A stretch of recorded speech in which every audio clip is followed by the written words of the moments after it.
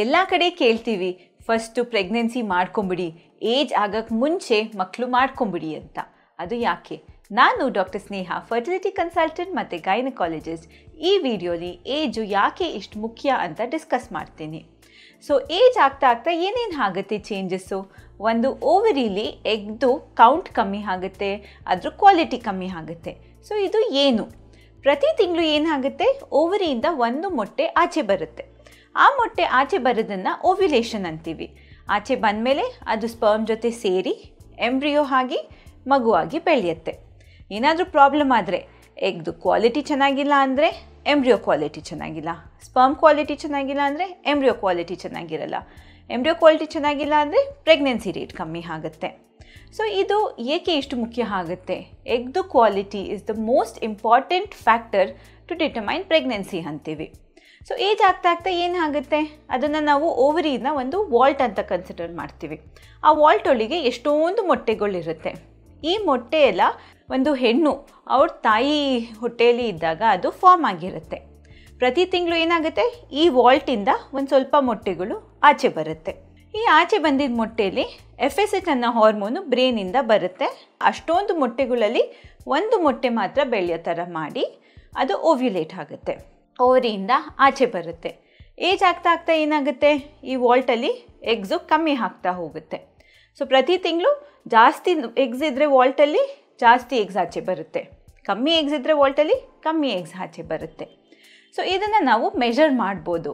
ಇದನ್ನು ovarian reserve ಅಂತ ಕರಿತೀವಿ. 2 ಟೆಸ್ಟ್ ಇದೆ ಇದನ್ನು ನಾವು ಮೆಷರ್ ಮಾಡೋದಕ್ಕೆ.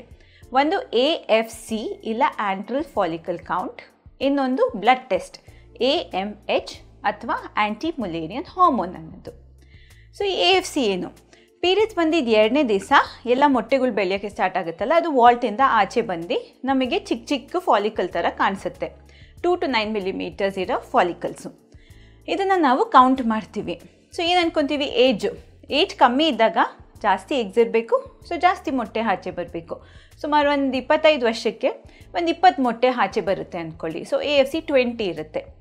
ಏಜ್ ಆಗ್ತಾ ಆಗ್ತಾ ಕಮ್ಮಿ ಆಗುತ್ತೆ. 35 ವರ್ಷಕ್ಕೆ ಅದೇ ಹೆಣ್ಣಲ್ಲಿ ಇಷ್ಟೊಂದು 20 ಮೊಟ್ಟೆ ಆಚೆ ಬರ್ತಾ ಇರೋಲ್ಲ, ಬರೀ ಒಂದು 5 ಅಥವಾ 6, 7 ಮೊಟ್ಟೆ ಮಾತ್ರ ಆಚೆ ಬರ್ತಾ ಇರುತ್ತೆ. ಇದನ್ನು ನಾವು ಡಿಕ್ಲೈನ್ ಇನ್ ಓವೇರಿಯನ್ ರಿಸರ್ವ್ ಅಂತ ಕರಿತೀವಿ. ಬಟ್ ಈ AFC ನೋಡಿ ಅದ್ರ ಕ್ವಾಲಿಟಿ ಬಗ್ಗೆ ಏನು ಹೇಳೋಕ್ಕಾಗಲ್ಲ. ಫೈನಲಿ ಪ್ರೆಗ್ನೆನ್ಸಿಗೆ ಬೇಕಾಗಿರೋದು ಒಂದು ಮೊಟ್ಟೆ ಮಾತ್ರ.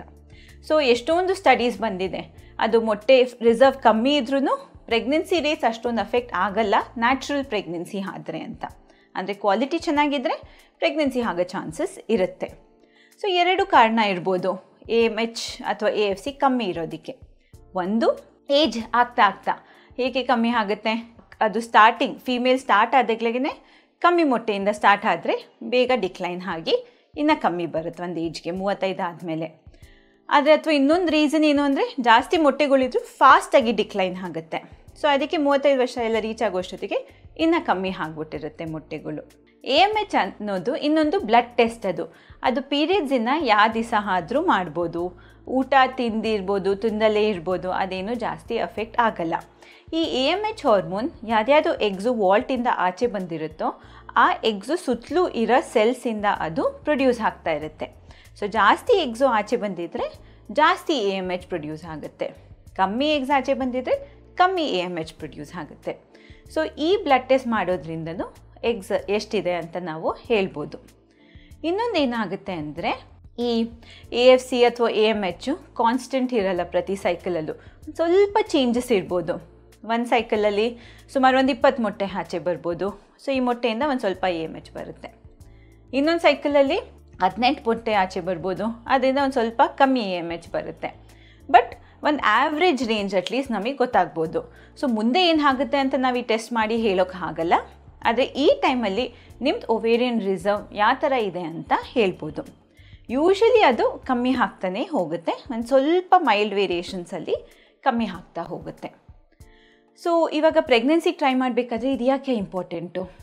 ಅದು ಯಾಕೆ ಅಂದರೆ, ಕಮ್ಮಿ ಇದ್ದರೆ ಓವೇರಿಯನ್ ರಿಸರ್ವು ಸ್ವಲ್ಪ ಬೇಗ ಅಗ್ರೆಸಿವ್ ಆಗಿ ಟ್ರೈ ಮಾಡೋದು ಬೆಟರು.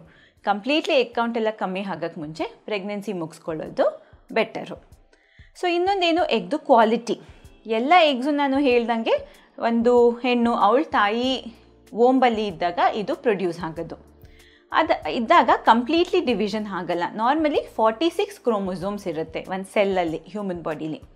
ಆದರೆ ಎಗ್ಗಲ್ಲಿ ಮಾತ್ರ 23 ಕ್ರೋಮೋಸೋಮ್ಸ್. ಯಾಕಂದರೆ 23 ಕ್ರೋಮೋಸೋಮ್ಸ್ ಫೀಮೇಲ್ ಎಗ್ಗಿಂದ ಬರುತ್ತೆ, 23 ಕ್ರೋಮೋಸೋಮ್ಸ್ ಮೇಲ್ ಸ್ಪರ್ಮಿಂದ ಬರುತ್ತೆ. ಎರಡೂ ಸೇರಿ 46 ಕ್ರೋಮೋಸೋಮ್ಸ್ ಆಗುತ್ತೆ. ಸೊ ಈ 23ಗೆ ಡಿವೈಡ್ ಆಗೋಕ್ಕೆ ಮುಂಚೆ ಅದು ಎಲ್ಲ ಸ್ಪಿಂಡಲ್ ಅಂತ ಹೇಳ್ತೀವಿ ಒಂದು ಸೆಲ್ಲಲ್ಲಿ, ಮಧ್ಯದಲ್ಲಿ ಇರುತ್ತೆ ಸೆಲ್ಲಲ್ಲಿ.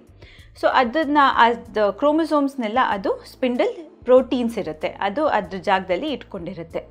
ಏಜ್ ಆಗ್ತಾ ಆಗ್ತಾ ಈ ಸ್ಪಿಂಡಲ್ ಪ್ರೋಟೀನ್ಸ್ ವೀಕ್ ಆದಾಗ ಆ ಡಿವಿಷನ್, ಆ ಸೆಲ್ ಡಿವಿಷನ್ ಸರಿಗೆ ಆಗದಲ್ಲೇ ಅನ್ಈಕ್ವಲ್ ಆಗಿ ಡಿವೈಡ್ ಆಗ್ಬೋದು ಸೆಲ್ಸು. ಸೊ ಒಂದರಲ್ಲಿ ಜಾಸ್ತಿ ಕ್ರೋಮೋಸೋಮ್ಸ್ ಇರ್ಬೋದು, ಇನ್ನೊಂದರಲ್ಲಿ ಕಮ್ಮಿ ಕ್ರೋಮೋಸೋಮ್ಸ್ ಇರ್ಬೋದು. ಆದ್ದರಿಂದ ಏಜ್ ಆಗ್ತಾ ಈ ಅಬ್ನಾರ್ಮಲ್ ಡಿವಿಷನ್ ಆಗೋದ್ರಿಂದ ಸ್ವಲ್ಪ ಮಿಸ್ಕ್ಯಾರೇಜ್ ರೇಟು ಜಾಸ್ತಿ ಆಗುತ್ತೆ, ಪ್ರೆಗ್ನೆನ್ಸಿ ರೇಟ್ ಕಮ್ಮಿ ಆಗುತ್ತೆ. ನಾವೇನು ಹೇಳ್ತೀವಿ, ಒಂದು 25 ವರ್ಷಕ್ಕೆ 15ರಿಂದ 20% ಚಾನ್ಸ್ ಮಿಸ್ಕ್ಯಾರೇಜ್ ರೇಟ್ ಅಂತ ಹೇಳ್ತೀವಿ. ಏಜ್ ಆಗ್ತಾ ಅದು ಜಾಸ್ತಿ ಆಗುತ್ತೆ. 35 ವರ್ಷಕ್ಕೆ ಸುಮಾರು ಒಂದು 25% ಪ್ರೆಗ್ನೆನ್ಸಿ ಲಾಸ್ ರೇಟ್ ಅಂತ ನಾವು ಹೇಳ್ತೀವಿ. ಸೊ ಒಂದು ಏಜ್ದು ನಾವೇನು ಮಾಡೋಕ್ಕಾಗಲ್ಲ ಈ ಕ್ವಾಲಿಟಿ ಇಂಪ್ರೂವ್ ಮಾಡೋದಕ್ಕೆ. ಆದರೆ ಲೈಫ್ ಸ್ಟೈಲಿಂದ ಡೆಫಿನೆಟ್ಲಿ ಇಂಪ್ರೂವ್ ಆಗ್ಬೋದು. ಅಡಿಕ್ವೇಟ್ ಸ್ಲೀಪ್, ಅಟ್ಲೀಸ್ಟ್ ಒಂದು 7.5 to 8 hours ಸ್ಲೀಪ್ ಮಾಡಬೇಕು, ಹೆಲ್ದಿಯಾಗಿ ತಿನ್ನಬೇಕು, ಡಯಟ್ ಮೇಂಟೈನ್ ಮಾಡಬೇಕು, ರೆಗ್ಯುಲರ್ ಎಕ್ಸಸೈಸ್ ಮಾಡಬೇಕು. ಎಲ್ಲರ ಬಾಡಿನೂ ಒಂದೇ ಥರ ಎಕ್ಸಸೈಸ್ ಮಾಡೋಕ್ಕಾಗಲ್ಲ. ಸೊ ನಿಮ್ಮ ಬಾಡಿಗೆ ಯಾವುದು ಸ್ಟ್ರೆಸ್ ಲೆವೆಲ್ ಅನ್ಸಲ್ವೋ ಅಷ್ಟು ಎಕ್ಸಸೈಸ್ ಮಾಡಿ ಫಿಟ್ಟಾಗಿ ಇಟ್ಕೊಂಡ್ರೆ, ಸಪ್ಲಿಮೆಂಟ್ಸ್ ತೊಗೊಂಡು ಬಾಡಿಲಿ, ಆವಾಗ ಎಗ್ ಕ್ವಾಲಿಟಿ ಕೂಡ ನಾವು ಇಂಪ್ರೂವ್ ಮಾಡ್ಕೊಬೋದು, ಪ್ರೆಗ್ನೆನ್ಸಿ ರೇಟ್ಸ್ ಇಂಪ್ರೂವ್ ಮಾಡ್ಕೊಬೋದು.